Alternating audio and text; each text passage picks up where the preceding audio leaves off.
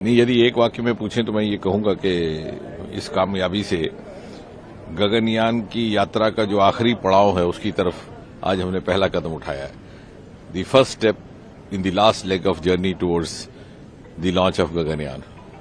और आज जो प्रशिक्षण हुआ है, ये टेस्ट फ्लाइट, इसके बाद, इसकी सफलता के बाद एक श्रृंखलाबद्ध तरीके से इस तरह की फ्लाइट्स की जाएंगी। अब आज की टेस्ट फ्लाइट से उदाहरण के तौर पर क्रू मॉड्यूल की इवैल्यूएशन भी हुई, टेस्ट व्हीकल की इवैल्यूएशन हुई और साथ में एस्केप सिस्टम, जो सबसे महत्वपूर्ण है कि जिस प्रकार से एक मानव को अंतरिक्ष में भेजना महत्वपूर्ण है, उससे भी अधिक अनिवार्य है उसको सुरक्षित रूप से वापस लाना, और उसका भी आज इवैल्यूएशन इसके माध्यम से हुआ। और इसके बाद हम जैसे आज T1 D1 था, उसको D2 D3 D4 करके आगे बढ़ते जाएंगे और आखिरकार एक बड़ा, जैसे आप कह सकते हैं कि एक प्रकार का ड्रेस रिहर्सल, जिसमें पूरी की पूरी स्पेसशिप, जिसमें मानव तो नहीं होगा लेकिन वो उसी प्रकार की इटरनरी उसकी यात्रा रहेगी जिस तरह के गगनयान की।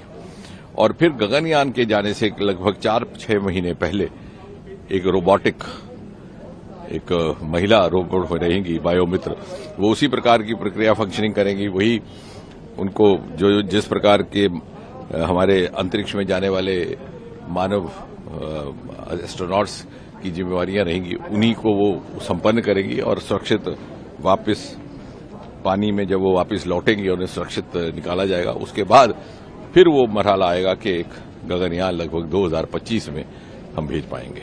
इसरो के वैज्ञानिक लगातार सफलताएं हासिल कर रहे हैं। हाँ, मुझे लगता है कि अब वो स्थिति आ गई है, प्रमाणित तौर पर विश्व मान चुका है कि वो जमाना जाता रहा। हालांकि हमारी अंतरिक्ष की यात्रा बहुत देर से प्रारंभ हुई थी, यदि आप तुलना करें तत्कालीन सोवियत यूनियन के साथ या अमेरिका के साथ। लेकिन आज हम उस स्थिति में हैं कि हमारी लाई गई जानकारी, हमारी लाई गई सूचनाएं दूसरे देश साझा करने के लिए तत्पर रहते हैं। उदाहरण के तौर पर चंद्रयान हमारा सदर्न पोल पर जाकर के लैंड हुआ है, जहां पहली बार इस प्रकार की लैंडिंग हुई है।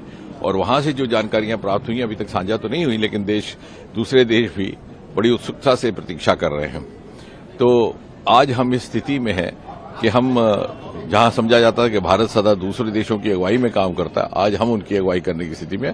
और प्रधानमंत्री मोदी जी ने जिस प्रकार का अनुकूल वातावरण दिया, उससे एक क्वांटम जंप मिला पिछले 3-4 वर्षों में। ये कोई साधारण बात नहीं है कि आज से 3-4 वर्ष पहले तक हमारे यहाँ मात्र 4 या 5 स्टार्टअप्स हुआ करते थे इसरो में। आज उसकी बढ़कर के संख्या 150 से अधिक हो गई। उनमें से बहुत से एंटरप्रेन्योर बन गए।